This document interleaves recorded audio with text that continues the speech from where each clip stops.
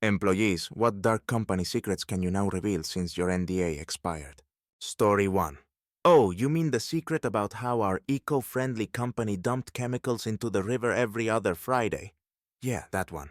They'd load up unmarked trucks and drive them down to the plant at midnight. We were told it was routine maintenance. Maintenance for who? The fish? Because 2 weeks later, the whole river was full of belly-up trout. I got curious one night and stayed late just to see what they were actually doing. Turns out, maintenance meant hosing down industrial equipment with some mystery solvent and flushing the leftovers into the water. I asked my manager if this was, legal. His response, "Don't ask questions you don't want the answers to." Oh, I wanted the answers, just not the pink slip that would have come with them. Well, karma came knocking. A whistleblower tipped off the EPA, Environmental Protection Agency, and we had surprise inspections for weeks. Watching the executives scramble to destroy evidence was like seeing a bunch of headless chickens in suits.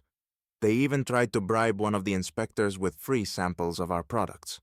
Spoiler, it didn't work. The company got hit with a massive fine and quietly rebranded 2 years later. Eco-friendly? More like eco-fraud. Edit. For everyone asking, no, I didn't whistleblow. I like paying rent. Story 2. Our CEO loved to brag about being a self-made millionaire. Turns out he was just a very lucky thief. A few years after I left, I found out through an ex-colleague that his $1 million idea wasn't even his. He stole it, straight up lifted the concept and even the patent paperwork from his college roommate. The roommate, by the way, was working a regular 9 to 5 while the CEO built his empire on stolen intellectual property. Every time he stood in front of the company to give one of his speeches about grit and determination, I wanted to scream. The guy's determination was just knowing which documents to photocopy when no one was looking. But it gets better. His ex-roommate eventually figured it out and sued him. Instead of fighting it, the CEO settled out of court for an undisclosed amount, which I assume was a big enough number to keep the guy quiet. Now, whenever I see one of those inspirational entrepreneur memes with his face on it, I can't help but laugh. Self-made? Sure, if stealing counts as making something yourself. Story 3. The company I used to work for had a motto. We're a family. Translation?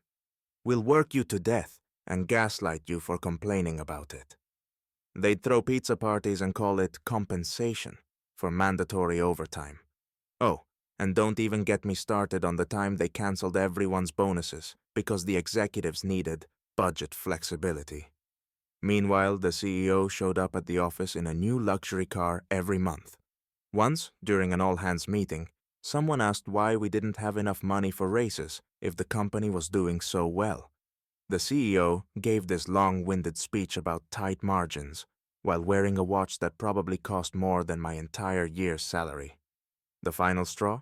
They implemented a new loyalty program where employees who had been there for 5 years or more got a pen. A pen. Like, congratulations on half a decade of service. Here's an office supply. I quit shortly after that and found a job where they actually value people.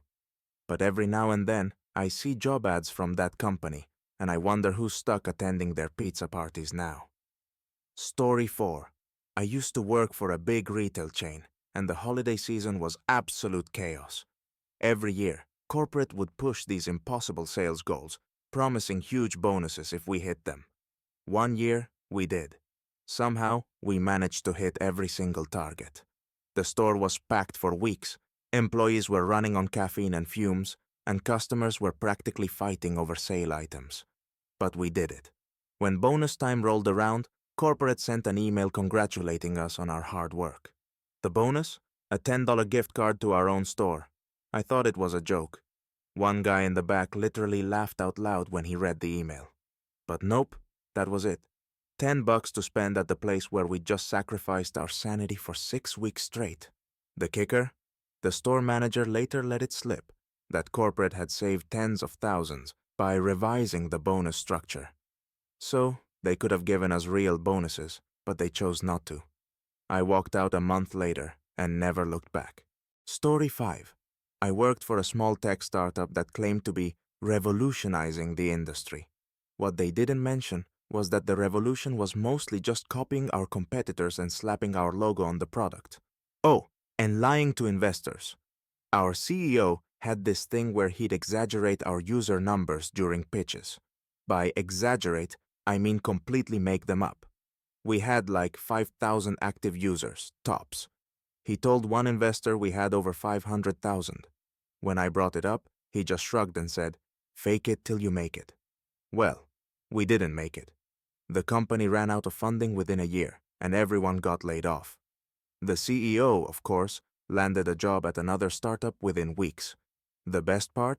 The new company he worked for made a big deal about hiring visionary leaders. I guess lying is a vision now. Story 6. I used to work at a family-owned restaurant, which sounds quaint until you realize the family was more like a mob. The owner was this larger-than-life guy who everyone called Big Mike, and he ran the place like a fiefdom. One day, a health inspector showed up unannounced, and Big Mike practically had a meltdown. Turns out the restaurant wasn't exactly sanitary. We had mold in the walk-in fridge, grease traps that hadn't been cleaned in months, and a dishwasher that barely worked. Big Mike pulled the inspector aside and told him, "Look, let's just settle this quietly." Next thing I know, there's an envelope of cash being passed across the counter. The inspector took it, gave a half-hearted lecture about food safety, and walked out like nothing happened. A few months later, the same inspector came back, but this time with backup. Apparently, someone had reported the bribe. The restaurant got hit with so many fines that Big Mike had to sell it. The new owners actually care about hygiene. Go figure. Story 7. I worked for a tech company that claimed to be all about transparency. Yeah, right. One day, HR accidentally emailed the wrong file to the entire staff. It was a spreadsheet showing everyone's salaries, and let's just say the numbers were enlightening. Turns out the new guy they hired, straight out of college, no experience, was making 20% more than some of us who'd been there for years. And management? Oh, they were pulling in 6 figures while telling us there was no room in the budget for raises. The fallout was immediate. People started quitting left and right. The HR department sent out a panicked email calling it a clerical error and asked everyone to delete the file. But by then, it was all over social media. The company ended up losing so many employees that they had to shut down one of their projects. Transparency? More like incompetence. Story 8. I once worked at a retail store where the manager had a genius idea to cut costs. Turn off the air conditioning in the summer. His logic? The customers won't notice if we keep the doors open. Spoiler alert, they noticed. It got so hot that people started leaving without buying anything. But the best part was when one of the cashiers fainted from heat exhaustion. Instead of calling an ambulance, the manager told us to keep it quiet, so no one would report it. I ended up calling 911 myself, and when the paramedics arrived, they were not impressed. The company did an internal investigation, but all they did was transfer the manager to another store. I quit a week later. Now, every time I walk past that store, I wonder if the new staff knows what they're in for. Story 9.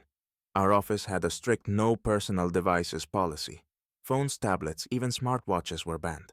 Management claimed it was to maintain productivity, but really, they just didn't trust us. One day, the CEO came in unannounced and noticed someone checking their phone in the break room. Instead of addressing it privately, he decided to make an example out of them, in the most over-the-top way possible. He called an all-staff meeting, confiscated the phone, and smashed it with a hammer in front of everyone. No joke. He actually had a hammer brought in for this. Everyone was too stunned to say anything, but the look on the guy's face whose phone it was? Pure horror. The backlash was immediate. Half the staff threatened to quit unless the CEO replaced the phone and apologized. He eventually caved and bought the guy a new phone, but the damage was done. People started leaving in droves, and a year later, the company shut down. Wonder why. Story 10. I used to work for a company that required everyone to attend a yearly team building retreat. Sounds fun, right? Wrong. This wasn't paintball or trust falls. It was a 3-day seminar where we were forced to share our biggest weaknesses with the group. On the last day, the CEO gave a speech about embracing vulnerability and asked if anyone wanted to share a personal story. One brave soul got up and talked about struggling with debt because the company didn't pay enough. The CEO's response? That sounds like a budgeting issue. The room went dead silent. The guy sat back down and no one else volunteered to speak. After that, the retreat became a joke. People started calling it the annual humiliation festival. The following year, HR quietly cancelled it, probably because someone finally realized how awful it was. Edit. For those asking, no, I didn't share anything. I spent most of the retreat pretending to take notes while scrolling on my phone. Story 11. I worked for a marketing agency that loved buzzwords like synergy and out-of-the-box thinking. Translation? They wanted us to work miracles with zero resources. One year, we landed a massive client, a global brand with an even bigger ego. They wanted a campaign that would break the internet, but the budget they gave us couldn't even afford decent stock images. Our team worked overtime for weeks, pulling ideas out of thin air to meet impossible deadlines. The final campaign was a miracle of creativity, considering the constraints. But when the client saw it, they trashed everything. Their feedback? We were expecting something more viral. Sure, because going viral is totally something you can plan. Fast forward a month, and they ended up running our exact campaign with a different agency's logo slapped on it. Turns out, they'd taken our work, slightly tweaked it, and paid someone else to execute it. We didn't even get credit for the concept. Our boss shrugged it off, saying, "This is how the industry works." I quit shortly after that. I wasn't about to spend another year making someone else look good for free. Story 12. The company I worked for had this brilliant idea to increase profits. Cut the janitorial staff in half. Apparently, they thought employees would just take responsibility for cleaning up after themselves. Spoiler, they didn't. Within weeks, the office was a disaster zone. Trash cans overflowed, bathrooms smelled like something out of a horror movie, and the break room became a biohazard. One day, the CEO walked in, took one look around, and called an emergency meeting. His solution? Assign everyone cleaning duties on top of their regular workload. The cherry on top? He made a big speech about how this was a team-building opportunity. Yeah, nothing brings people together like arguing over whose turn it is to scrub the microwave. Morale plummeted, and so did productivity. Within a year, the company's profits tanked, and they had to hire back the janitors. If only someone had seen that coming. Story 13. I used to work for a small accounting firm where the owner thought he was the smartest guy in the room. He had this grand plan to streamline our operations by firing 2/3 of the staff and replacing them with cheap accounting software. His logic? The software can do the work of 10 people. What he didn't realize was that the software couldn't handle half the tasks we did, like answering client questions or fixing errors in their data. Within weeks, deadlines were being missed, clients were furious, and the remaining staff were drowning in work. One day, the owner stormed into the office demanding to know why things weren't running smoothly. When someone pointed out that maybe firing most of the team wasn't the best idea, he exploded. "You're all just not working hard enough." The breaking point came when our biggest client pulled their account because of a mistake the software made. The owner had to grovel to get them back, but by then most of the staff had already quit. Last I heard, the firm went bankrupt. Turns out you can't streamline common sense. Story 14. The warehouse I worked at had a safety-first policy that was more like profits first, safety maybe. The forklifts were ancient, the shelving units were unstable, and the entire place felt like an OSHA, Occupational Safety and Health Administration, violation waiting to happen. One day, a pallet of boxes fell from the top shelf and nearly crushed one of my co-workers. Management's response? They called a meeting. Not to fix the shelving, but to remind us to be more careful. A week later, the same thing happened again, and this time someone did get hurt. The manager actually had the nerve to say, "This wouldn't have happened if you'd been wearing your hard hat." Sure, because a hard hat totally protects you from a half-ton of falling boxes. The injured worker reported the incident to OSHA, and when inspectors showed up, they found violations in almost every corner of the warehouse. The company got fined so heavily that they had to replace most of the equipment. Management tried to spin it as a long-planned upgrade. Yeah, right. Story 15. I worked for a company that offered unlimited vacation days. Sounds amazing, right? Until you realize that unlimited actually meant good luck getting approval. Whenever someone requested time off, management would guilt trip them. Do you really think now is a good time to leave the team hanging? Or, we're all so busy right now, maybe you can take time off next quarter. Next quarter would roll around, and it was the same story. One guy finally snapped and took a week off without approval. When he came back, HR called him in for a conversation about his commitment to the team. He recorded the whole thing and posted it anonymously online, where it went viral. The backlash was so bad that the company had to issue a public statement about how much they valued their employees' work-life balance. Edit. For those asking, yes, I left shortly after that. My new job actually lets me use my vacation days, and it's glorious. Story 16. I worked at a company that prided itself on its cutting-edge technology. In reality, most of our systems were so outdated they could have been in a museum. The kicker? They refused to spend money on upgrades because, if it isn't broken, why fix it? Spoiler alert, it was very, very broken. One day, the entire system crashed during a critical sales period. Thousands of customer orders disappeared into the digital abyss. Management's solution? Blame us. They called a mandatory meeting where they asked, why didn't anyone see this coming? Well, maybe because we'd been begging for new servers for years, and they kept saying no. To make things worse, they forced us to manually re-enter every lost order. It took weeks, and customers were furious.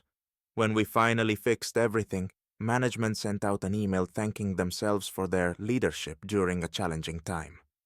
Leadership? All they did was yell at us and order more coffee. The system eventually crashed again 6 months later, and this time, I didn't stick around to clean up their mess. Let's just say I wasn't the only one who quit. Story 17. The nonprofit I worked for loved to boast about how much of every donation went directly to the cause. What they didn't mention was that the cause seemed to include a lot of fancy dinners and first-class flights for the executives. One day, I got tasked with organizing receipts for an audit, and what I found was shocking. Thousands of dollars spent at high-end restaurants, tickets to sporting events, and even a 5-star hotel stay in Hawaii, all filed under business development. Meanwhile, the actual programs we were supposed to be funding were barely scraping by.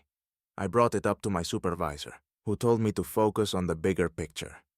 Apparently, the bigger picture didn't include transparency. A few months later, a journalist published an exposé about the nonprofit's spending, and donors started pulling their support. The organization scrambled to repair its image, but the damage was done. They fired a few low-level employees as scapegoats, but the executives who approved all those expenses, still there, probably sipping champagne on another business trip. Story 18. I once worked for a company that had a no working from home policy because, according to the CEO, people aren't productive unless they're in the office. This was despite the fact that half the team spent their days scrolling social media at their desks. When the pandemic hit, they had no choice but to let us work remotely. And surprise, surprise, productivity went up. People were happier, projects were completed faster, and for once, no one had to sit through pointless meetings. But as soon as things calmed down, the CEO decided it was time to return to normal. He sent out a long email about the importance of collaboration and how face-to-face interaction drives innovation. Translation? He didn't trust us to work without someone looking over our shoulders. Within a month of the mandate, half the team quit. I stayed for a little while longer, but the constant micromanaging drove me insane. When I finally left, my exit interview was just the HR rep begging me to reconsider. Sorry, but no. If you think sitting in traffic for 2 hours a day is the key to innovation, good luck with that. Story 19. I worked for a luxury retail brand where they told us, the customer is always right. But let me tell you, some customers should not be right about anything. One day, a guy came in and demanded a refund for a pair of shoes he'd clearly worn for months. The soles were worn down, and they smelled like a dumpster fire. When I politely explained that we couldn't accept such heavily used items, he threw a fit. I'm talking yelling, swearing, and threatening to call corporate. My manager overheard and instead of backing me up said, "Just give him the refund." After the guy left, I asked why we bent the rules for someone so obviously in the wrong. My manager shrugged and said, "It's not worth the bad review." So, let me get this straight. We'll let people scam us just to keep our 5-star rating? The final straw came when another customer pulled the same stunt, and my manager actually apologized to them for the inconvenience. I handed in my resignation that week. Good luck dealing with all the freeloaders, Karen. Story 20. I worked at a call center where every minute of your day was tracked. Bathroom breaks, clocked. Time between calls, monitored. If you weren't actively speaking to a customer, management wanted to know why. One day, a coworker got pulled into a meeting because his productivity metrics were low. The reason? He'd spent 10 minutes calming down a caller who was sobbing about losing their job. Management's response? Stick to the script next time. Right, because empathy is such a waste of time. Things hit a breaking point when they introduced a new rule. No personal water bottles at your desk. Apparently, they thought we were taking too many hydration breaks. I couldn't make this up if I tried. When one guy brought it up at the next team meeting, the supervisor told us, "You're here to work, not to drink water." He quit on the spot, and honestly, I wish I'd done the same. I eventually left after realizing no paycheck is worth sacrificing your humanity for. Edit. To everyone asking, yes, I reported them to the labor board. No idea if anything came of it, but it felt good to do. Story 21. I used to work for a manufacturing company that bragged about being employee first.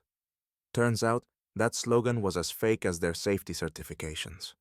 One day, a machine broke down on the assembly line, and instead of shutting it down for repairs, management told us to keep it running. The machine had exposed wires and was sparking like something out of a horror movie. When one of my coworkers refused to use it, the supervisor said, "If you don't like it, maybe this isn't the job for you." Not exactly subtle. Sure enough, a week later, the machine caught fire. The whole factory had to evacuate, and the firefighters couldn't stop shaking their heads when they saw the condition of the equipment. Management tried to play it off like it was a freak accident, but everyone knew the truth. A few employees reported them to OSHA, Occupational Safety and Health Administration, and when the inspectors showed up, the company got slammed with fines. They tried to guilt-trip us during a meeting, saying the fines were taking money out of all our pockets. Yeah, no. I quit before they could guilt me into using a fire extinguisher as part of my job description. Story 22. The startup I worked for had an open-door policy, which basically meant you could talk to the CEO anytime. Except, of course, he was never actually in his office. He spent most of his time on business trips to tropical locations, and by business trips, I mean Instagramming himself on a yacht. One day, the company's main investor decided to do a surprise visit to check on progress. The CEO wasn't in town, so the investor called an emergency all-hands meeting. That's when we found out the CEO had been lying to him for months. He claimed we had a fully functional prototype of our product. In reality, we didn't even have a working demo. The investor blew up, calling us the most unprofessional team he'd ever dealt with. The CEO tried to smooth things over by video calling in from his vacation. He was literally wearing sunglasses and a Hawaiian shirt during the meeting. Needless to say, the investor pulled funding, and the company folded within weeks. Last I heard, the CEO was starting another revolutionary company. Good luck with that. Story 23. I worked for a retail chain where corporate's favorite motto was, "The customer always comes first." What they meant was, employees are expendable. One Christmas Eve, we were told the store would close at 6 p.m. so everyone could spend the evening with their families. By 5:45, We were counting down the minutes when the regional manager walked in and announced we'd be staying open until midnight, due to high demand. There was no high demand. The store was practically empty, except for a handful of last-minute shoppers who didn't even buy anything. By 11 p.m., the entire staff was dead on their feet, and one co-worker had to leave early because she couldn't find anyone to watch her kids. When we finally closed, the regional manager had the nerve to thank us for our dedication. No one said a word, but the looks we gave him could have melted steel.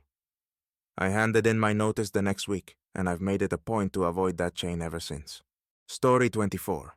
The law firm I worked for loved to preach about integrity and ethics. Too bad those values didn't apply to their billing practices. One of my jobs was to compile client invoices, and let me tell you, it didn't take long to notice something fishy. Partners were padding their hours like they were trying to set a world record. One attorney billed 12 hours for a single day when I knew for a fact he left early to play golf. Another charged the client for research he never did because I found the same paragraph copy-pasted into multiple case files. When I brought it up to my supervisor, she just smiled and said, "That's how the business works." The breaking point came when a client questioned an invoice, and the partner in charge told me to adjust the hours to make it look legit. I refused, and that's when I knew I couldn't stay. I left soon after and reported the firm anonymously to the state bar. Last I heard, they were under investigation, but knowing how these things go, they probably just found another way to cheat the system. Story 25. I worked for a company that required mandatory wellness check-ins every Friday. At first, it sounded like a good idea, until it became clear they were less about wellness and more about prying into our personal lives. During one meeting, the HR rep asked if anyone was feeling overwhelmed. A brave soul admitted they were struggling with the workload. Instead of offering help, the HR rep said, "Have you tried yoga? It's great for stress." Another person mentioned financial stress, and their advice was to budget better. Thanks, super helpful. Things took a turn when they started asking for specifics, like how much sleep we were getting or how many hours we spent on personal activities. One guy finally snapped and said, "How about you lower our workload instead of asking how I spent my weekends?" The HR rep looked like she'd seen a ghost. Edit. For everyone asking, yes, we all hated those meetings. They eventually stopped after enough people complained to management. Now I work somewhere that doesn't treat wellness like a mandatory homework assignment. Story 26. I worked at a company that had an annual Employee Appreciation Week. Sounds great, right? Except their idea of appreciation was laughable. One year, they gave us branded stress balls. Stress balls.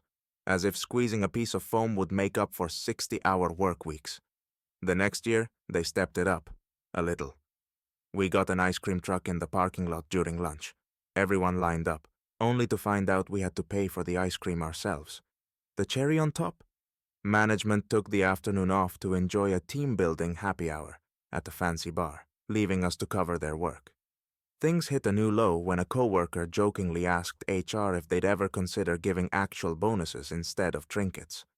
The HR rep laughed and said, "Appreciation isn't about money." Sure, easy to say when you're making six figures. By the time the next appreciation week rolled around, half the staff had quit, and the rest of us just ignored it. If you want to show appreciation, how about letting people go home on time for once? Story 27. I worked for a big box store that claimed to value diversity and inclusion. What they really meant was putting up posters and calling it a day. One time, they asked employees to share their unique cultural traditions for a holiday display. I suggested including some lesser-known traditions from my heritage, and they nodded enthusiastically. When the display went up, it was just a bunch of generic decorations and a single sentence about my suggestion, buried in the corner.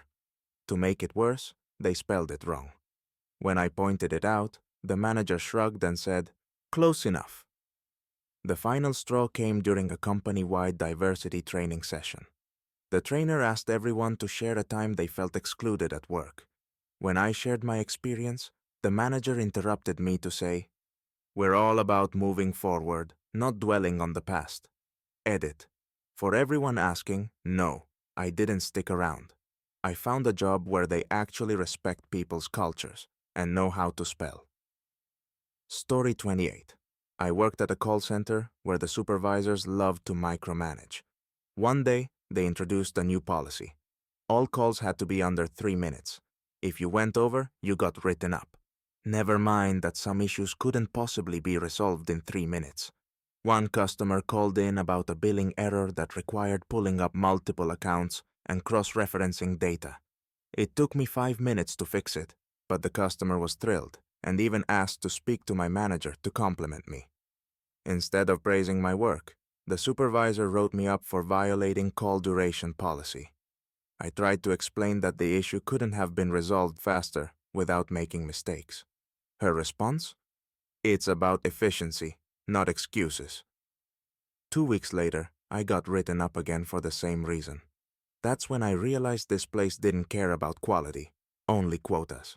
I left soon after, and last I heard, they had a 70% turnover rate. Wonder why. Story 29. I used to work for a boutique hotel that claimed to offer a luxury experience for guests. Behind the scenes, it was anything but luxurious. The air conditioning barely worked, the sheets were threadbare, and the kitchen was constantly running out of basic supplies. One night, a guest complained about the leaking ceiling in their room. When I told the manager, his solution was to move them to another room. The problem? That room had bedbugs.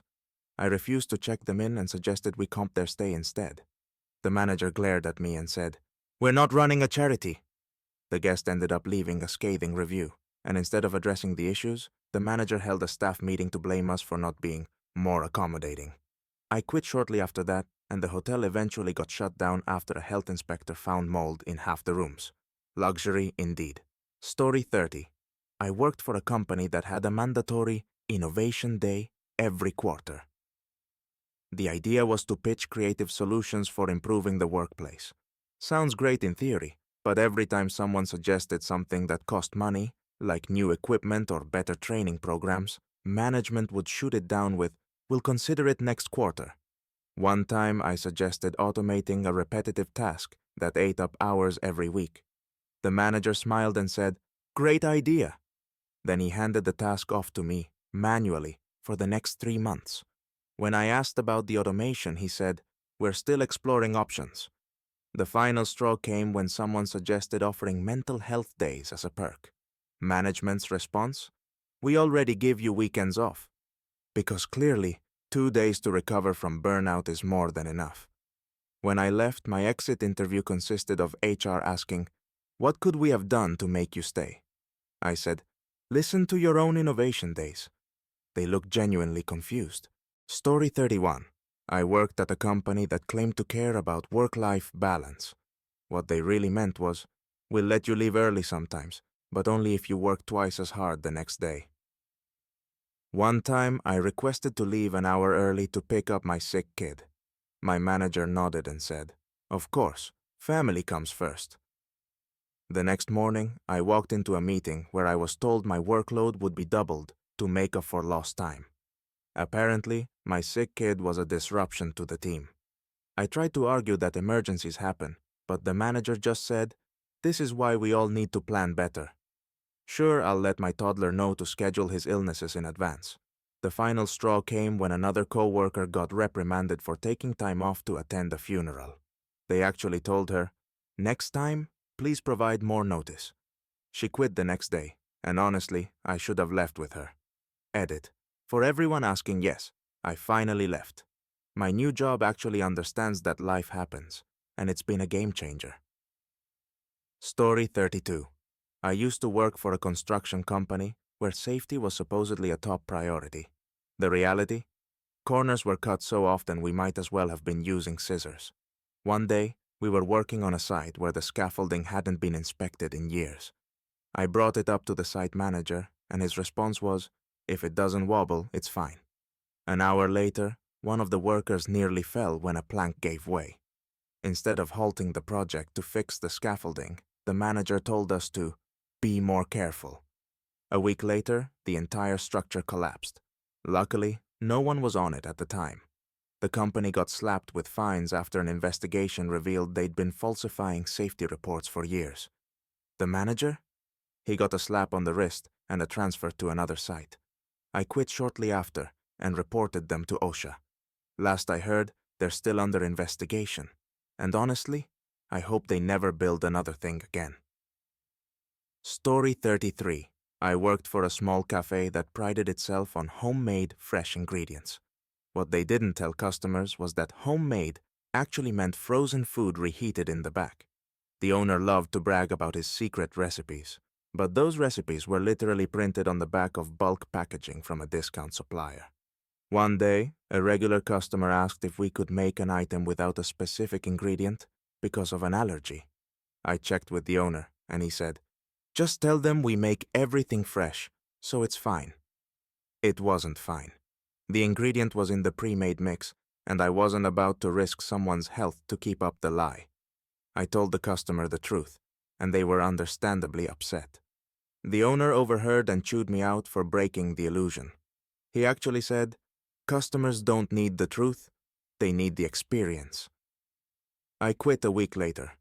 A month after I left, the cafe got exposed on social media for using frozen ingredients, and their Yelp reviews tanked.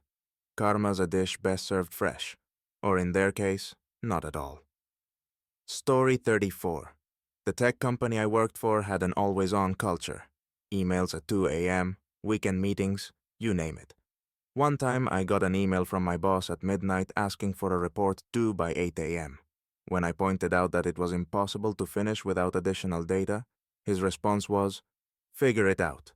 I stayed up all night trying to piece together something passable, only to find out the next morning that the meeting where the report was supposed to be presented had been rescheduled. When I asked why I wasn't informed earlier, he shrugged and said, "Things change." The breaking point came when I took a weekend off for the first time in months, only to get a call from my boss demanding I join an urgent Zoom meeting. The meeting? Planning the company holiday party. I quit a week later, and the HR exit interview was just them asking, "Is there anything we could have done differently?" Yeah, maybe not treating employees like robots. Story 35. I worked for a marketing agency where the office culture was straight out of a sitcom, but not in a fun way. One day, the CEO announced a new initiative called Operation Tighten the Belt. Translation? Cut costs by making employees do more with less. The first victim? Free coffee. They replaced our fancy espresso machine with instant packets and told us, think of it as a bonding experience. Next, they cut the cleaning staff, leaving us to take out our own trash. The final insult? They started charging for parking in the company lot. When someone pointed out that these changes mostly hurt employees and not management, the CEO said, "We all have to make sacrifices." Funny, since he drove a brand new sports car to work the next day. By the time they announced voluntary unpaid overtime, half the staff had already quit. I stuck it out a little longer, but when they suggested we bring our own supplies to save money, I knew it was time to go.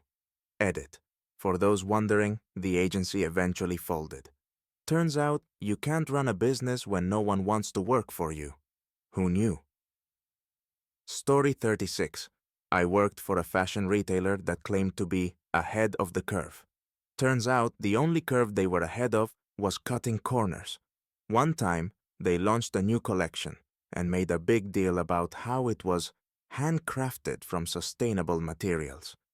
I worked in inventory, so I saw the truth. The pieces came from a factory overseas and were made from cheap synthetic blends. When I brought it up to my manager, she told me, "Marketing embellishes, it's not your concern." Right, because misleading customers is totally fine as long as it boosts sales. Things escalated when a customer returned a jacket that fell apart after 2 weeks. I overheard the manager blaming it on improper care, even though the stitching was visibly defective. That's when I realized the company didn't care about quality or honesty, only profit. Eventually, someone leaked the supplier info online, and the brand faced a huge backlash. Their response? "We value transparency and will do better." Sure, but only after getting caught. I quit shortly after that. Life's too short to lie for a paycheck. Story 37. The office I worked at had this unspoken rule. If you're not miserable, you're not working hard enough. One time, I asked if I could leave early on a Friday to attend a family event. My manager looked at me like I'd asked for $1 million and said, "We don't do half days." Meanwhile, the senior staff routinely left early for client meetings, which somehow always coincided with happy hour. The kicker? They'd come back on Monday bragging about how productive their meetings were. Things got worse during the holidays. They gave us a whopping 1 day off for Christmas and expected us back in the office on December 26th to prepare for the new year. When someone pointed out that other companies offered more generous holiday schedules, the manager said, "That's why we're better. We're willing to go the extra mile." I left before the next holiday season rolled around. The best part? My new job actually gives us the entire week off for Christmas. Funny how that works.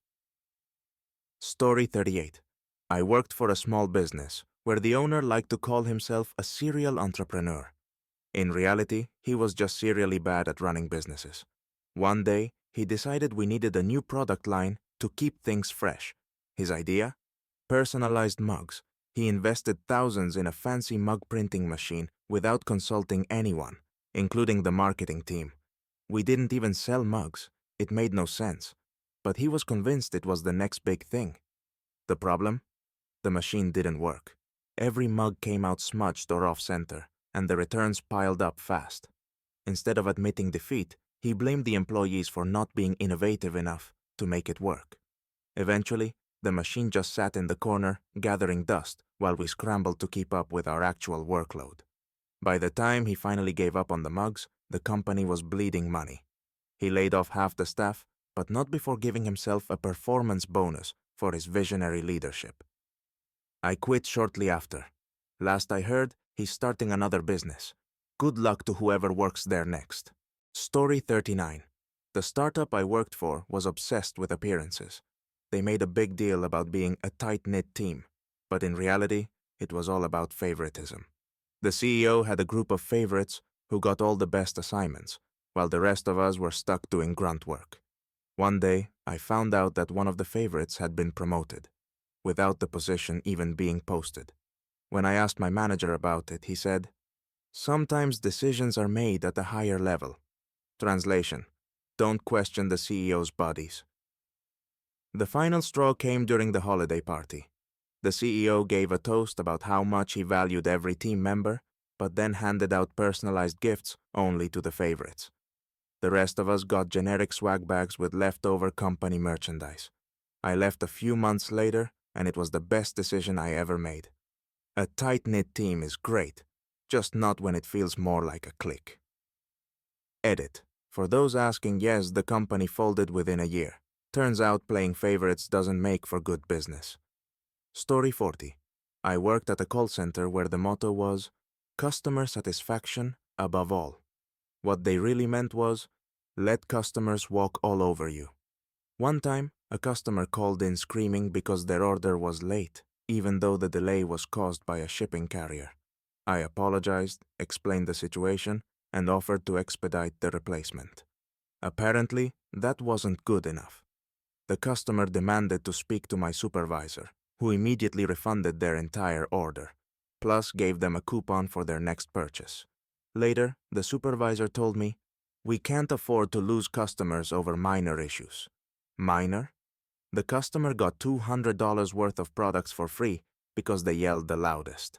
The final straw came when a coworker was written up for refusing to tolerate verbal abuse from a caller. Management actually said, "If you can't handle the heat, maybe this isn't the job for you."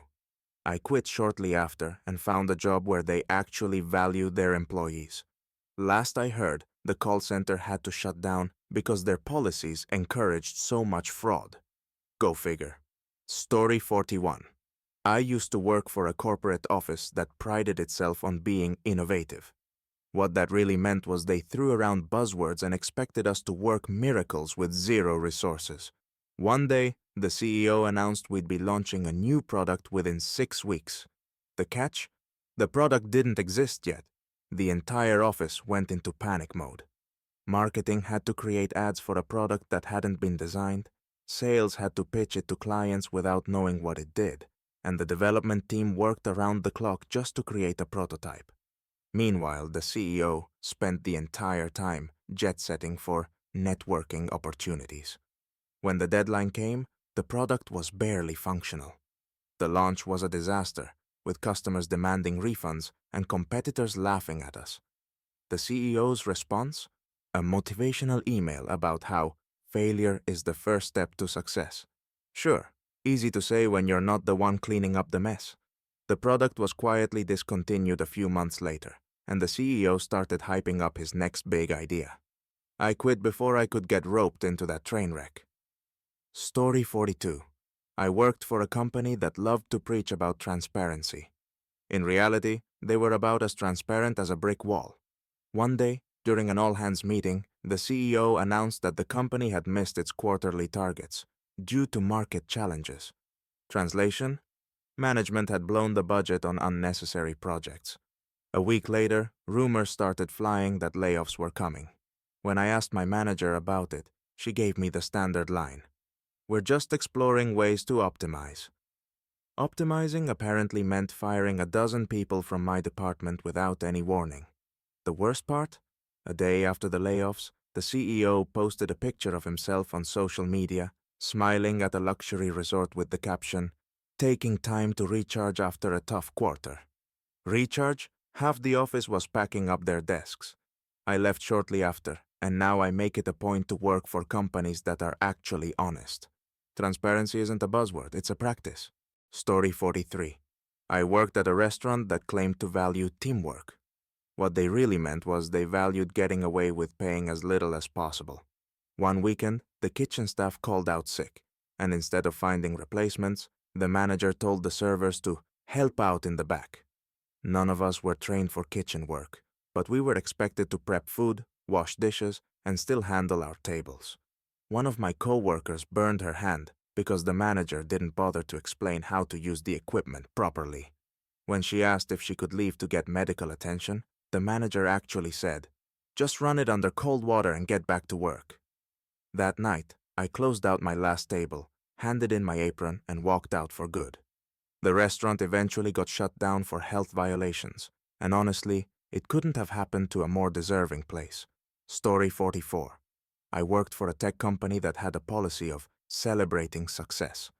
What they didn't tell you was that only management got to celebrate. Every time we hit a big milestone, the executives would throw themselves a fancy dinner party, while the rest of us got an email saying, "Great job, team!" One time, we landed a huge client that brought in millions in revenue. The CEO sent out a company-wide email praising the leadership team for their hard work. Funny, because I don't remember seeing any of them on the endless Zoom calls where we actually closed the deal. The breaking point came when they announced bonuses for management only. When someone asked why the rest of us weren't included, the CFO said, "Your reward is job security." Great, because I was really looking forward to paying rent with job security. I quit shortly after, and when they asked for feedback during my exit interview, I told them, "Try celebrating the people who actually do the work." Story 45. I worked for a company that called itself employee-focused. If by focused they meant obsessed with surveillance, then yeah, sure. They installed tracking software on all our computers to monitor everything we did. If you were idle for more than 5 minutes, you'd get a warning email asking, "Is everything okay?" One day, my coworker got called into a meeting because his idle time was higher than average. He explained that he'd been stepping away to stretch because of back pain. The manager actually said, "Try to stretch while working to minimize downtime," because apparently we were supposed to become contortionists. The final straw came when they started tracking bathroom breaks. Yes, bathroom breaks. We had to log out and back in, and if you took too long, you'd get flagged. When someone brought this up in a team meeting, the manager said, "We're just ensuring efficiency." Edit. For everyone asking, yes, I left that job.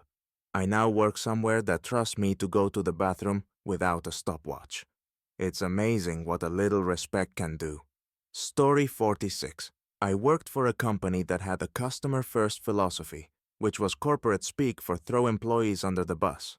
One time, a customer called in, furious because they hadn't received their order. After digging into it, I found out the delay was caused by a warehouse error, which wasn't even our department's fault. I explained this politely to the customer, but they weren't having it. They demanded compensation and threatened to leave a bad review. My manager overheard the call, took over, and not only gave the customer a full refund, but also blamed me for the delay, saying, "We'll make sure this doesn't happen again."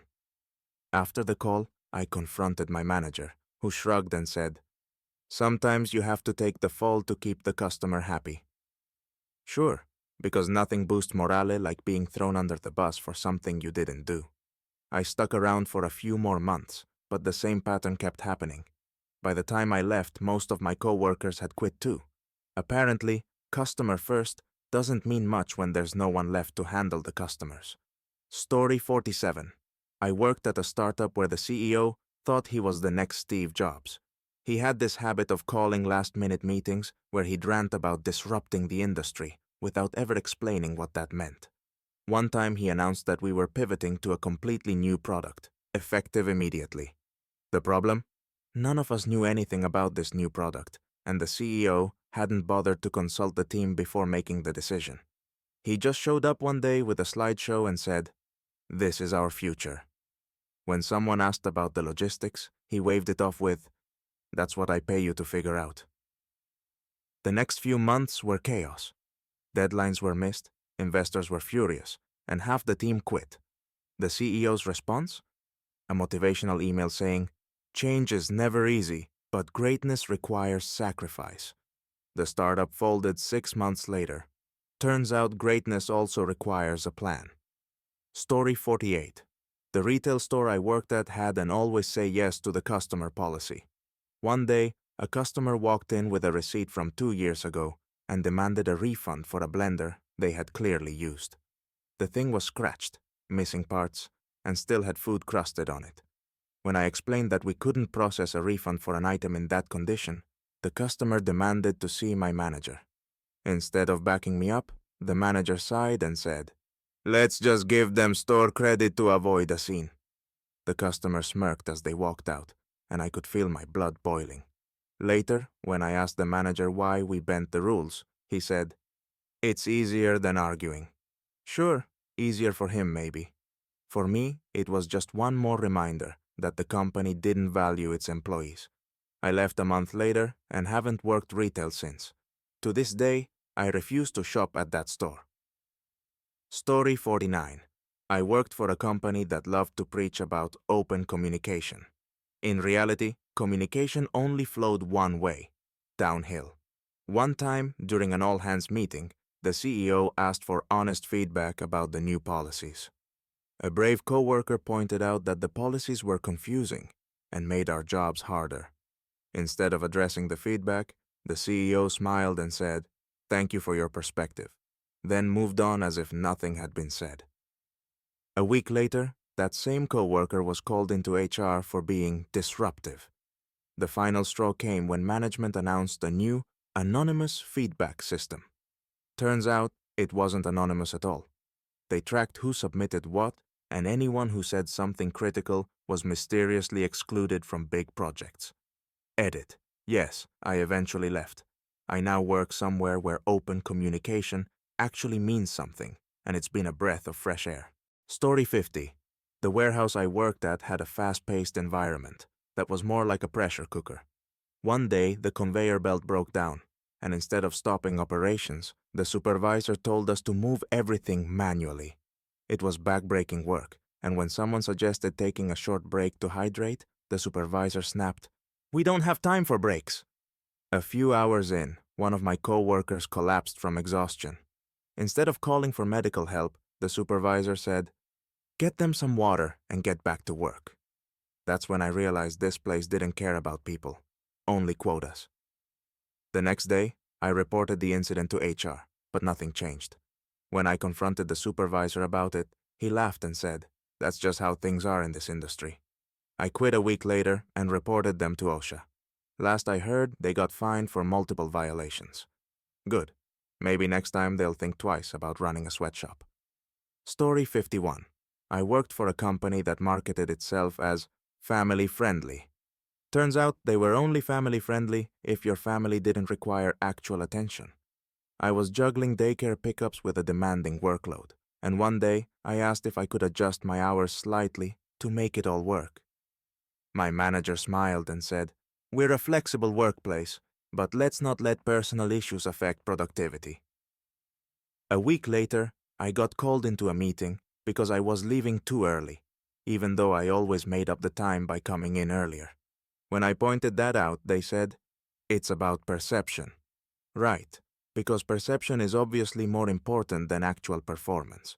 The final straw came when I missed a daycare pickup because of a last-minute meeting they insisted I attend. When I explained why I was upset, they told me, "You should plan better." I handed in my resignation the next day. My new job actually respects work-life balance, and I'll never look back. Story 52. I worked for a high-end spa that claimed to offer luxury experiences.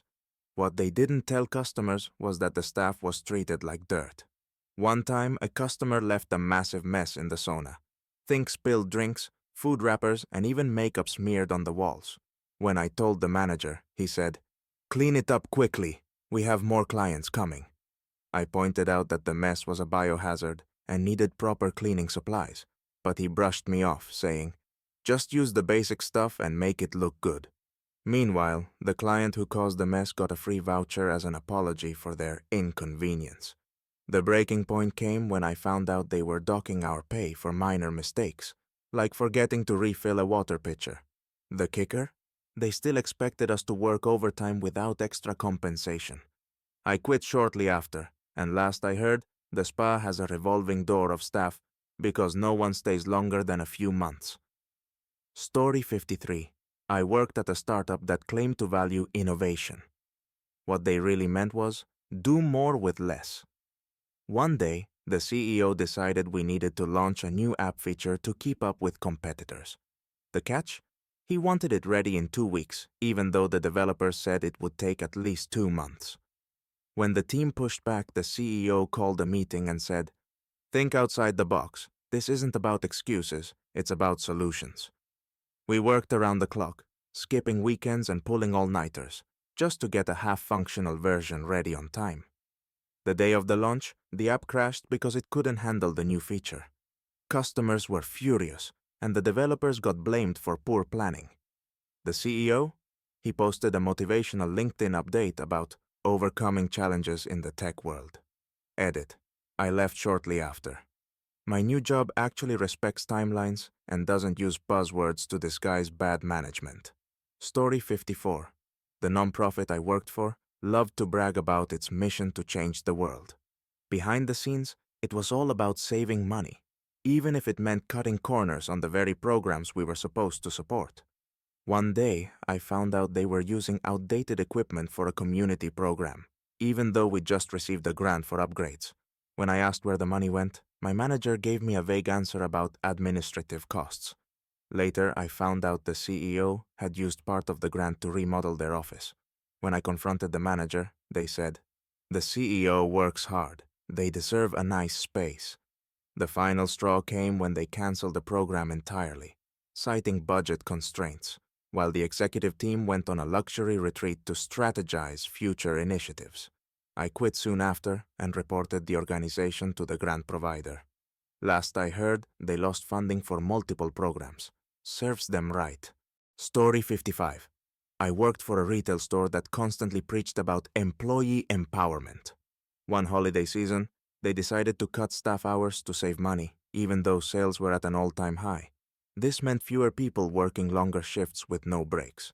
One day, a customer asked for help finding an item while I was already juggling 3 other tasks.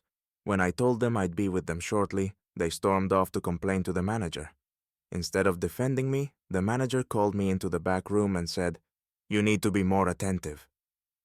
By the end of the season, I was exhausted and barely hanging on. When I asked for a day off to recover, the manager told me, "The holidays are our busiest time. Everyone has to make sacrifices."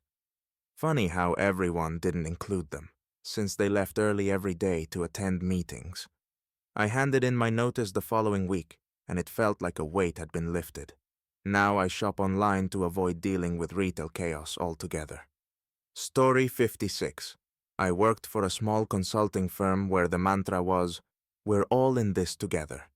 What they didn't mention was that together meant the junior staff would do all the work while the senior staff took all the credit. One time, we landed a big client, and I spent weeks working late to finish their proposal. I poured my heart into it, double-checking every detail and creating custom visuals. On the day of the client presentation, my manager took the proposal, deleted my name, and presented it as her own. When the client praised the work, she smiled and said, "It was a team effort," without even glancing in my direction. Afterward, I confronted her and she said, "You're part of the team, so your work reflects on me. That's how it works." Sure, except I didn't see her pulling any all-nighters. I left a few months later. Last I heard, the firm is struggling because they've burned through most of their junior staff. Wonder why. Story 57. I worked at a company that claimed to be a place where employees thrive. What they didn't advertise was the constant chaos caused by their obsession with speed over perfection. One day, management decided we needed to roll out a new product line within a month. The catch? The prototypes weren't even finished. The marketing team had to start promoting the product before we had photos, and the production team was told to just make it happen.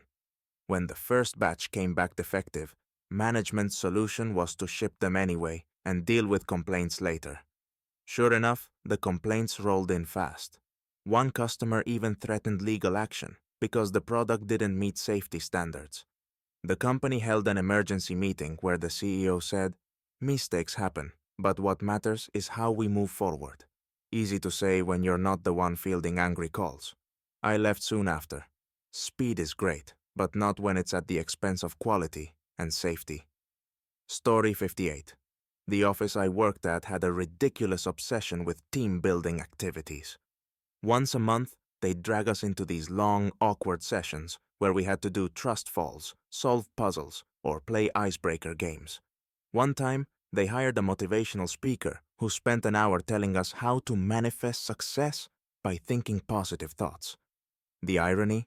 We were drowning in deadlines, and no one had time for these activities.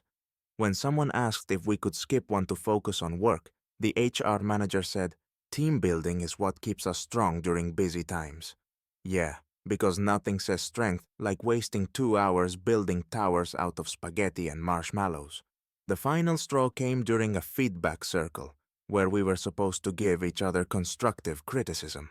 My manager told me I needed to smile more, because my serious demeanor was intimidating. I quit 2 weeks later. My new job doesn't make me play games to prove I'm part of a team.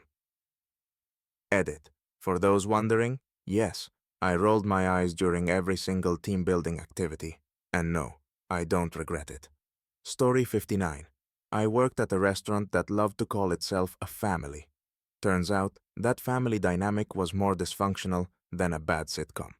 The owner would constantly berate the staff in front of customers, yelling about everything from overcooked steaks to how we weren't smiling enough. One time, the dishwasher broke, and instead of fixing it, the owner made the servers wash dishes between tables. I ended up with dish soap all over my uniform, and when I asked for a spare shirt, the owner said, "You should have planned ahead." Things hit rock bottom during a busy weekend when the kitchen ran out of ingredients for half the menu. Instead of apologizing to customers, the owner told us to sell it with confidence and pretend the items were temporarily unavailable due to high demand. I left after one too many screaming matches. Last I heard, the restaurant closed down because of bad reviews. No surprise there. Story 60. I worked for a company that advertised its cutting-edge technology. What they didn't mention was that most of their software was held together with duct tape and prayers. One day, a major client called, furious because our system crashed and wiped out their data. When I flagged it to my manager, he told me to just make something up while the developers tried to fix it.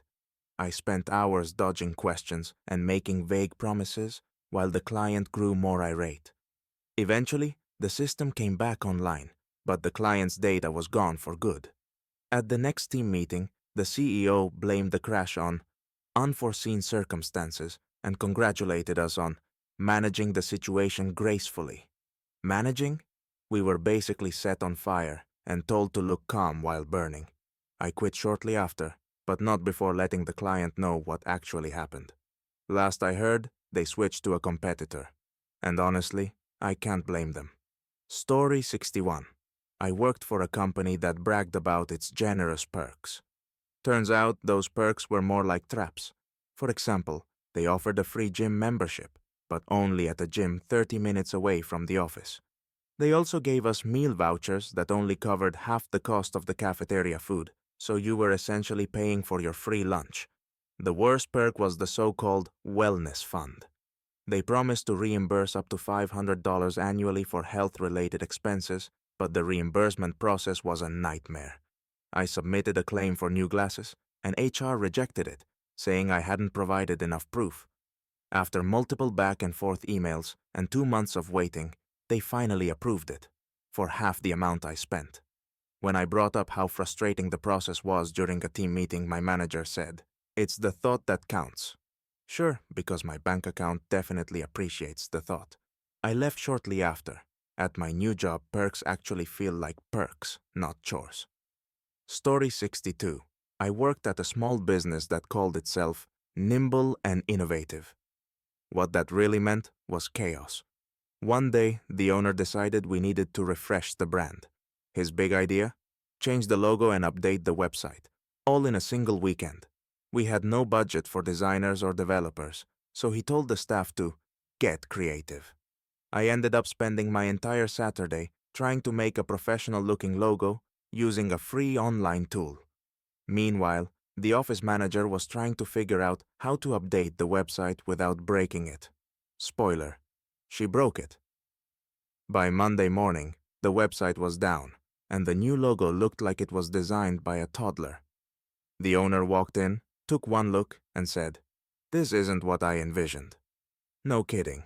When I pointed out that we needed more time and resources, he said, "That's not the attitude of a problem solver."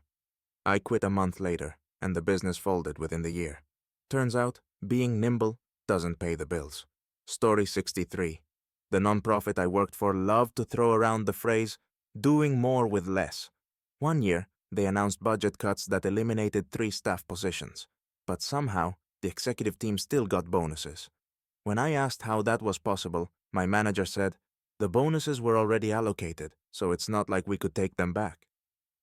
The remaining staff had to pick up the slack, which meant working evenings and weekends to meet deadlines.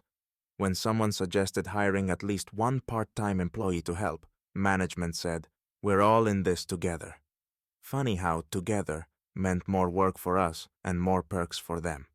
The final straw came during a fundraising gala, where the CEO gave a speech about the sacrifices we all make to support our mission.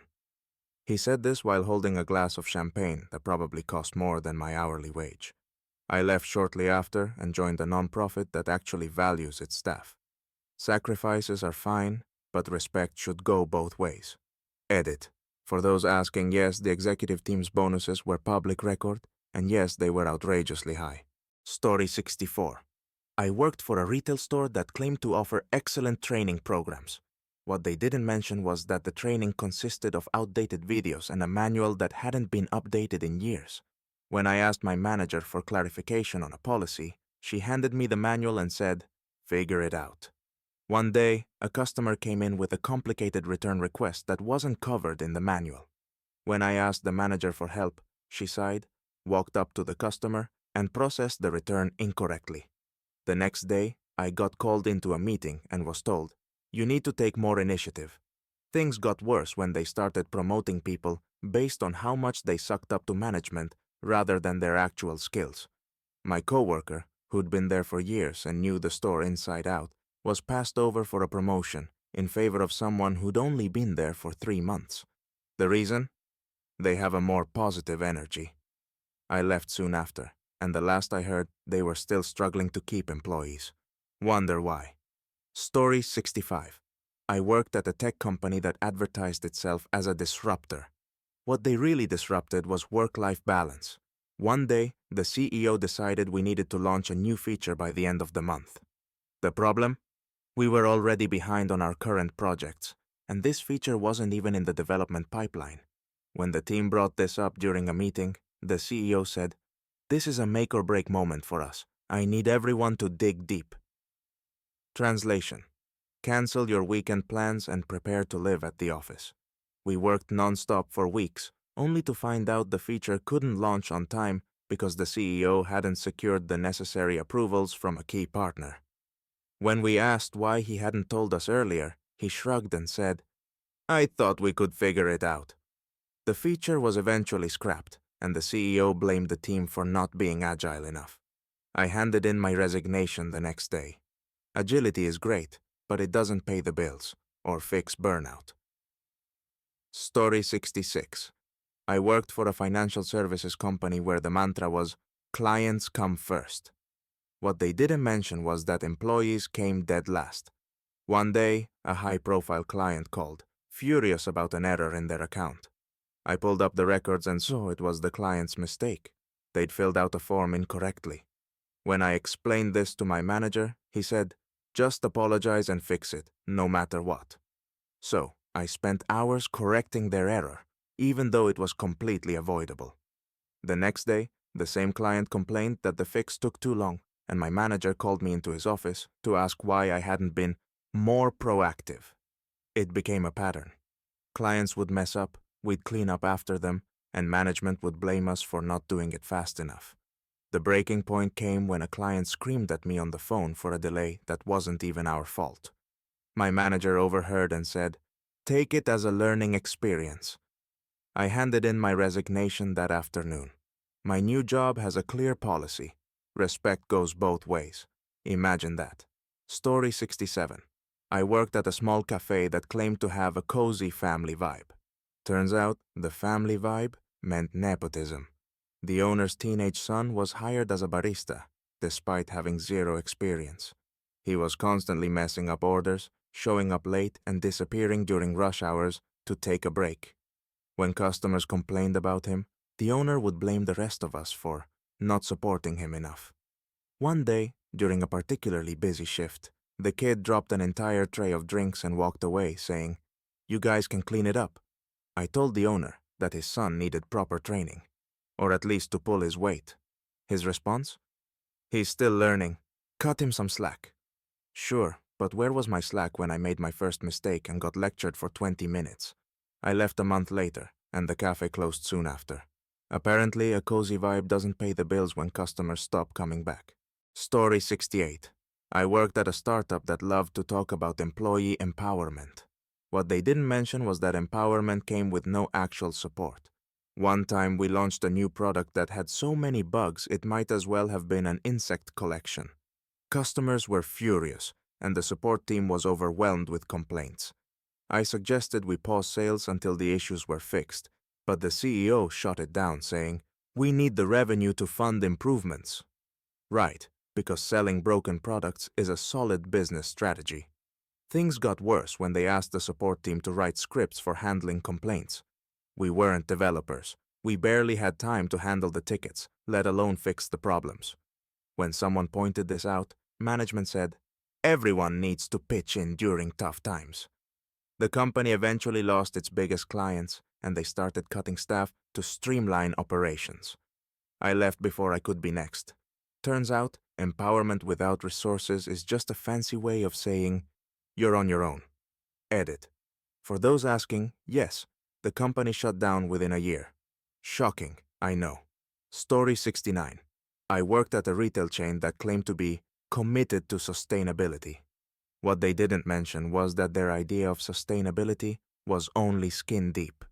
One day, corporate announced a new initiative to reduce plastic waste by introducing reusable shopping bags. Sounds great, right? Except the bags were cheaply made and tore after a few uses. When customers started complaining, management told us to suggest they buy another bag. I asked why we didn't just use better materials, and the store manager said, "That's above my pay grade." Classic.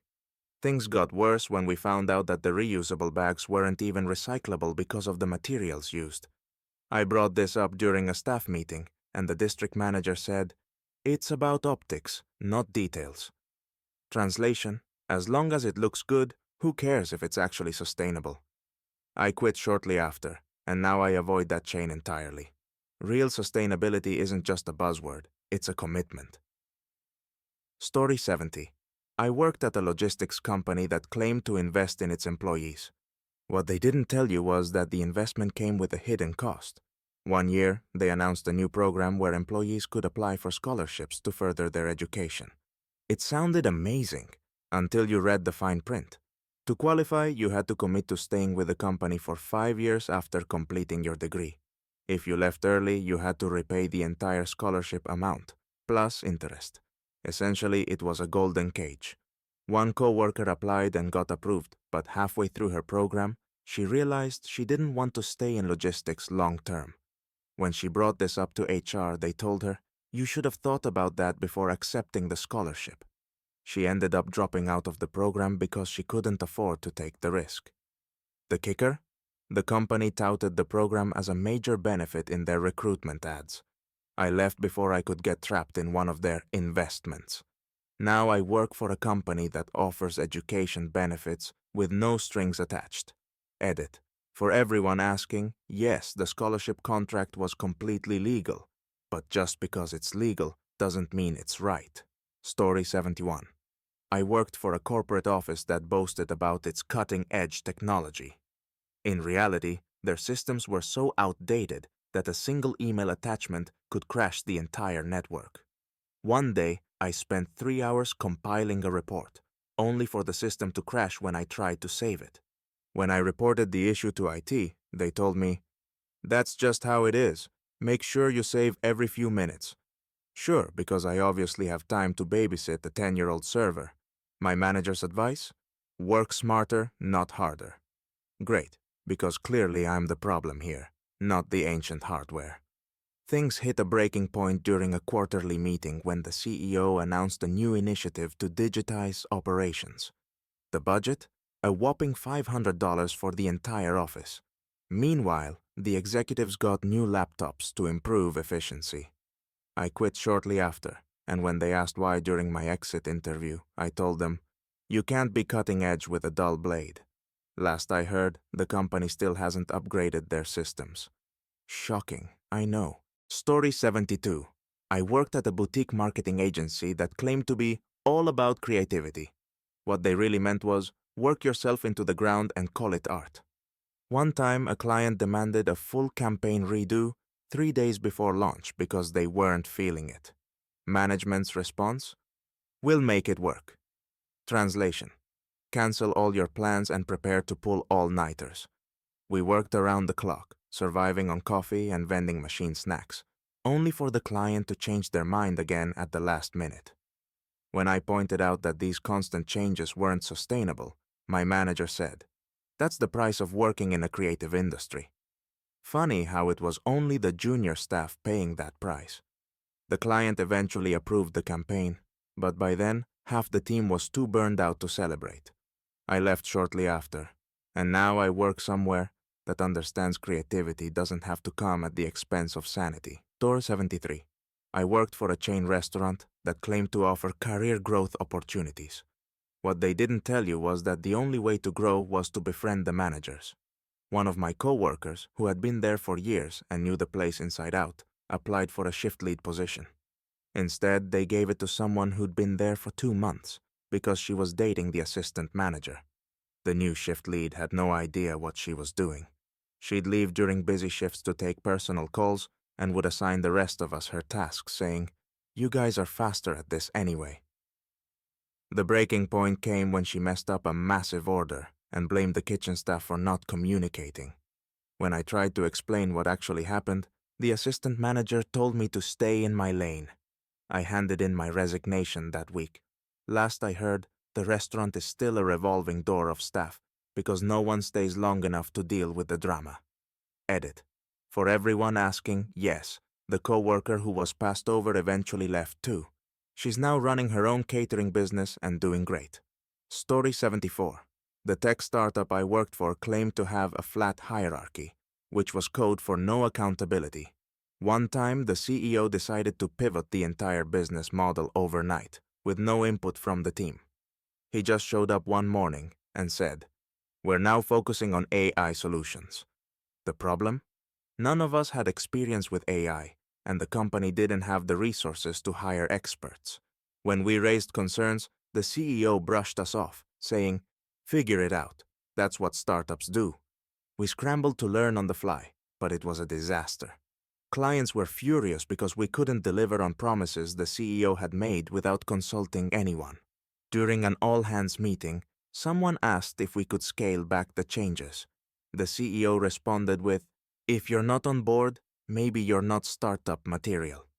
I left a month later, and the startup folded within the year. Turns out, flying by the seat of your pants isn't a sustainable business strategy. Story 75. I worked at a non-profit that loved to talk about its life-changing impact. One year, they organized a major fundraiser to support a new community program. Staff worked overtime for weeks, pulling off the event with barely any resources. The fundraiser was a huge success, raising far more than expected. But instead of allocating the extra funds to the program, the board decided to use it for administrative improvements, which included redecorating the boardroom and buying new office furniture for executives. When I asked why the money wasn't going toward the program, my manager said, "It's important to invest in infrastructure." Infrastructure. The community we were supposed to help was still waiting for basic supplies. The final straw came when the CEO gave a speech about making sacrifices for the greater good, while sitting in a new ergonomic chair that probably cost more than my monthly salary. I quit shortly after, and now I donate to smaller non-profits that actually put their money where their mouth is. Story 76. I worked for a small tech company that marketed itself as agile and adaptive. What they really meant was they made up the rules as they went along. One day, the CEO decided we needed to release a new feature ahead of schedule, by 3 months. The problem? The feature wasn't even halfway finished. When the developers pushed back, he told them, "Deadlines are just goals. Think of this as a challenge." Spoiler, it wasn't a challenge. It was a disaster. The feature launched buggy and incomplete, and customers flooded support with complaints. Instead of taking responsibility, the CEO blamed the team for not working smart enough. During the next all-hands meeting, he announced that everyone would need to work weekends until the bugs were fixed. His reasoning? Sometimes success requires sacrifice. I handed in my resignation that Friday. Turns out, the only thing that needed sacrificing was my time at that company. Story 77. I worked for a retail store that claimed to care about its employees. One summer, the air conditioning broke and the temperature in the store skyrocketed. When we complained, management told us to stay hydrated and handed out cheap plastic water bottles with the store's logo on them. Customers were sweating just walking through the aisles, and several employees nearly passed out from the heat. When I asked if we could close early or bring in fans, the manager said, "We can't afford to lose sales." Right, because sales are obviously more important than basic human comfort. It took a customer threatening to report the conditions to OSHA for them to finally fix the air conditioning, 3 weeks later. By then, half the staff, including me, had already quit. Now, whenever I shop, I make sure the store doesn't just care about appearances, but actually values its employees. Story 78. I worked at a consulting firm that prided itself on its high-performance culture. Translation? They wanted 80-hour weeks without paying overtime. One time, a client requested a last-minute project with an impossible deadline. Instead of pushing back, my manager agreed and told us to dig deep. We worked late nights for 2 weeks straight, fueled by caffeine and sheer desperation. When we finally delivered the project, the client praised the work. But the credit? That went entirely to the manager, who had barely touched it. When I asked why the team wasn't acknowledged, he said, "Your job is to make me look good. If I look good, you look good." Funny, because I didn't feel good. The breaking point came when he handed me a new assignment at 9 p.m. on a Friday and said, "This needs to be done by Monday morning. I quit that weekend, and I've never looked back. Story 79. The restaurant I worked at claimed to be employee-focused. What they didn't mention was that their focus was on squeezing every drop of effort out of us. One weekend, a massive catering order came in, and instead of hiring extra help, the manager told us to work smarter. We were already short-staffed, and the order took up the entire kitchen. When customers in the dining room started complaining about slow service, the manager blamed the servers for not managing expectations. Meanwhile, he was in the back office, scrolling through his phone. Things hit rock bottom when a coworker accidentally burned herself trying to juggle too many tasks. She asked to leave early to get it checked out, and the manager said, "Can't you just wait until your shift is over?" I quit 2 weeks later, and the restaurant eventually shut down. Turns out, running a business without valuing your employees isn't a sustainable model. Edit. Yes, the coworker eventually reported the incident. Last I heard, the manager was let go, but by then, the damage was already done. Story 80. I worked at a company that loved to boast about its open-door policy. One day, I decided to test it. I had an idea for improving a workflow that could save hours of work each week, so I emailed the department head asking if I could set up a meeting. When I finally got a response, it was clear he hadn't even read my email. He just said, "Submit your idea to the suggestion box." The suggestion box was a literal wooden box in the break room that no one ever checked. Out of curiosity, I put my idea in the box and waited. Weeks went by with no response.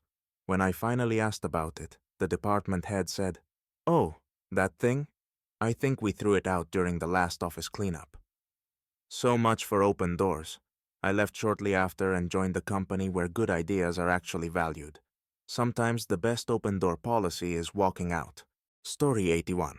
I worked at a company that claimed to value innovation at every level.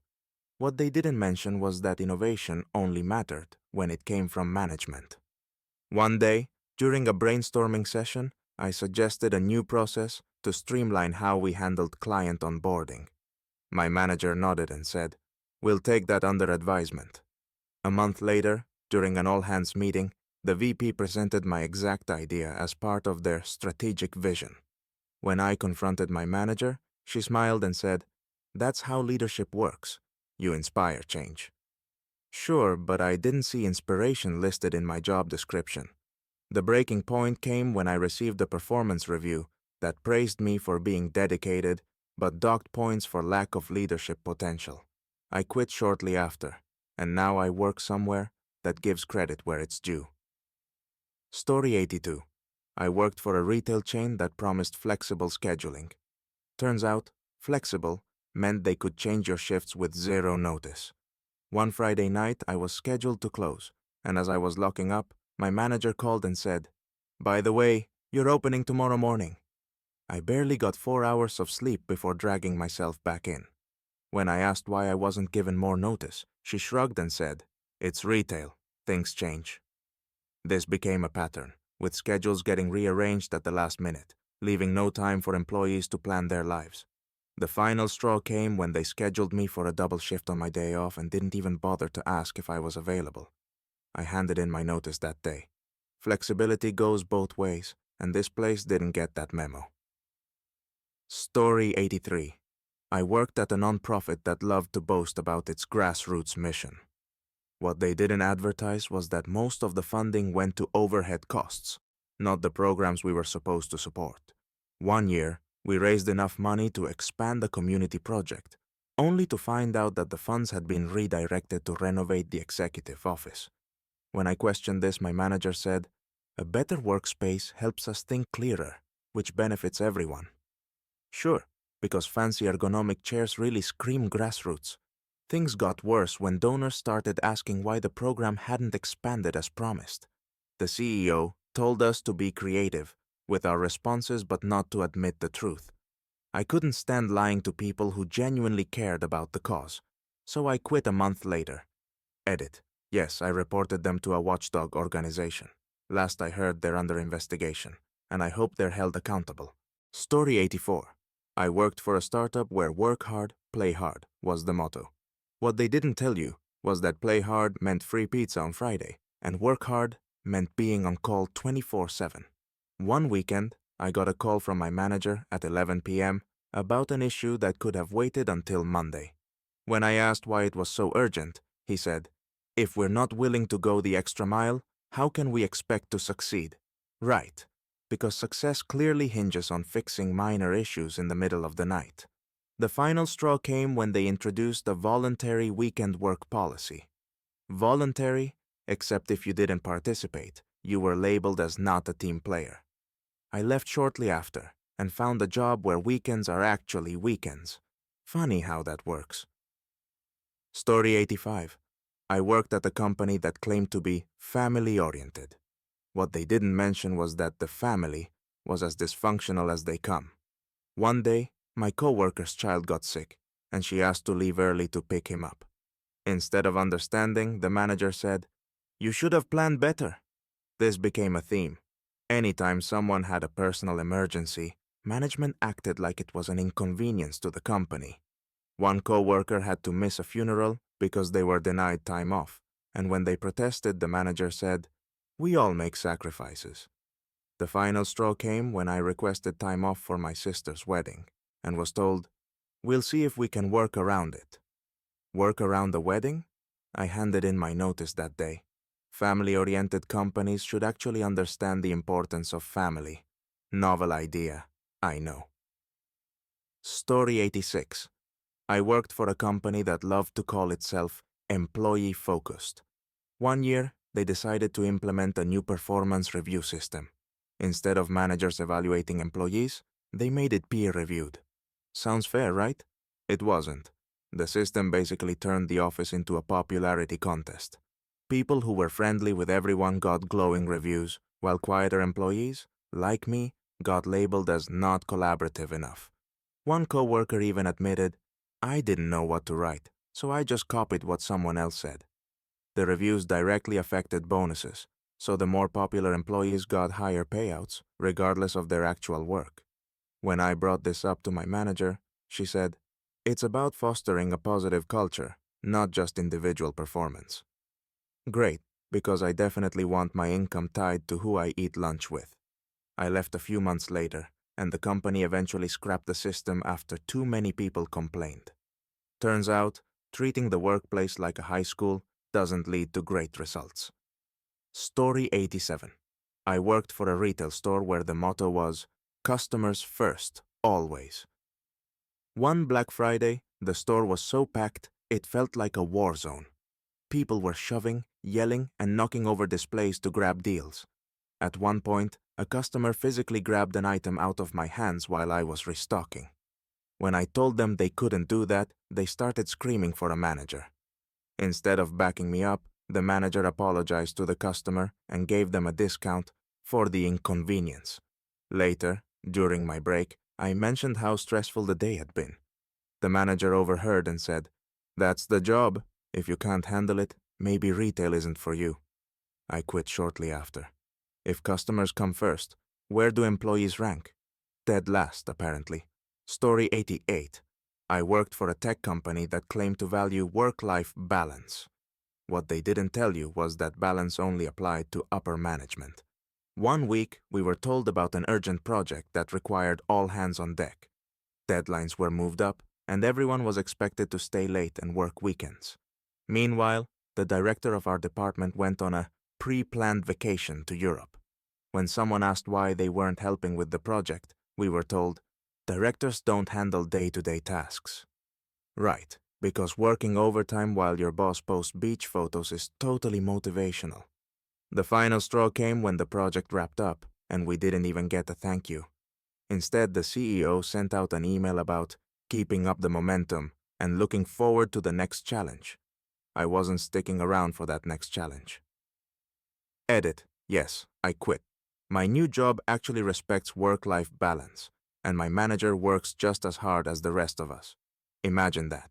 Story 89. I worked for a small cafe that prided itself on homemade quality. What they didn't tell customers was that most of the food came from a wholesaler. One day, a customer asked if a certain dish was made fresh daily. My manager whispered, Say yes. They don't need to know it's frozen. I refused to lie and told the customer the truth. They were annoyed, but appreciated my honesty. Later, the manager pulled me aside and said, "We need team players who won't embarrass the business." Sure, because integrity is so embarrassing. The final straw came when the cafe was inspected by the health department and failed miserably.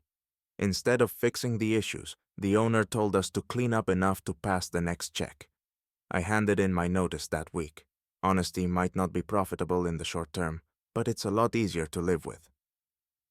Story 90. I worked at a company that promised clear career paths. What they didn't mention was that those paths were blocked by red tape. One time I applied for an internal promotion that seemed perfect for me. I had all the qualifications and glowing recommendations from my team. The position went to someone external who had less experience but brought fresh ideas. When I asked for feedback, my manager said, "Sometimes it's about perspective, not experience." Translation: "You're good, but not exciting enough for us." Later, I found out the external hire had been personally recommended by the CEO. So much for meritocracy. The final straw came when I was asked to train the new hire on the systems I'd built. I quit shortly after and joined a company that actually rewards hard work. Last I heard, the new hire didn't last 6 months. Maybe they should have promoted from within, after all. Story 91. I worked for a company that advertised itself as a leader in diversity and inclusion. They were big on hosting workshops and plastering inspirational quotes in the break room, but when it came to actual policies, it was all talk. One of my co-workers, who had been with the company for years and was clearly overqualified, applied for a managerial position. She didn't get it. Instead, they hired someone external who had less experience and no leadership skills. The reason? They wanted a fresh perspective. When she asked for feedback, the manager told her, "You're great where you are. We need reliable people in your current role." Reliable, sure, but apparently not worthy of promotion. The final straw came during a diversity workshop when the facilitator asked for examples of workplace inequality. My co-worker shared her experience and the room went silent. Afterward, the manager called her into a meeting and said, "Maybe next time keep personal stories out of public forums." Edit. Yes, she eventually left. She's now leading a team at a company that actually values her. Funny how that works. Story 92.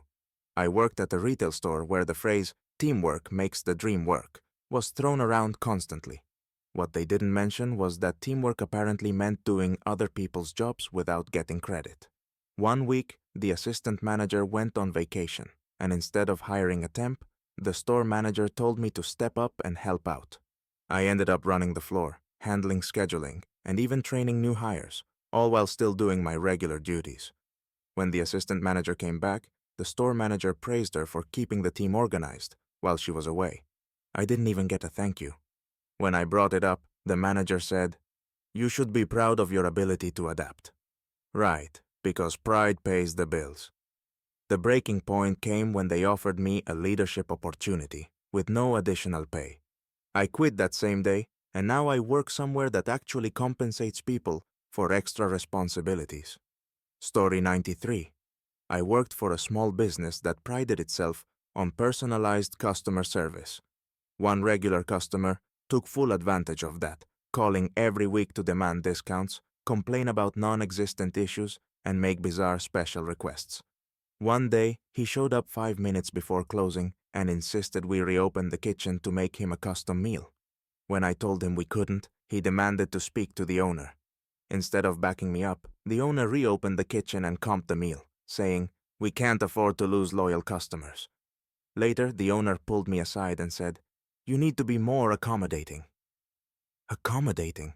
I was practically running the place, while he bent over backward for one entitled customer. I left shortly after.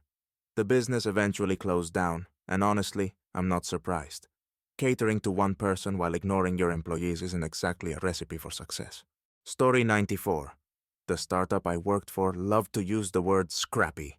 It was their excuse for everything: underfunded projects, lack of resources, and endless overtime. One day, the CEO announced a company-wide hackathon to foster innovation. What he didn't mention was that participation was mandatory, and it was scheduled over the weekend. The winning team would get a $50 gift card, which was laughable considering the hours we'd be putting in. My team stayed up all night working on a prototype, only for the CEO to pick his favorite team's idea, which was clearly half-baked, but presented by someone in his inner circle. When someone asked why we weren't compensated for the extra hours, the CEO said, "This is about passion, not money." Right, because passion totally pays rent. I quit 2 months later, and the startup folded shortly after. Turns out scrappy doesn't work when you burn out your team. Story 95. I worked at a non-profit that claimed to be changing the world. What they didn't mention was that the world they were changing seemed to be their executives' bank accounts. One year, they announced a new fundraising initiative to expand the crucial program. Staff worked overtime, volunteers gave their all, and donors were incredibly generous. When the fundraising goal was surpassed, everyone was thrilled. Until we found out that the surplus was being used to cover administrative costs. Those costs included new office furniture, catered board meetings, and a company retreat at a luxury resort. When I asked why the funds weren't being used for the program, the director said, "A strong foundation allows us to better serve our mission." Funny, because the communities we were supposed to help were still waiting for basic supplies. The final straw came when the CEO gave a speech about shared sacrifices while sipping a $10 latte. I handed in my resignation that week. Now I donate to grassroots organizations that actually put their money where their mission is. Story 96. I worked at a corporate office where every year they held a culture week to celebrate employees. They'd bring in donuts, hand out cheap branded merchandise, and make a big deal about how much they appreciated us. But when it came to actual support, non-existent.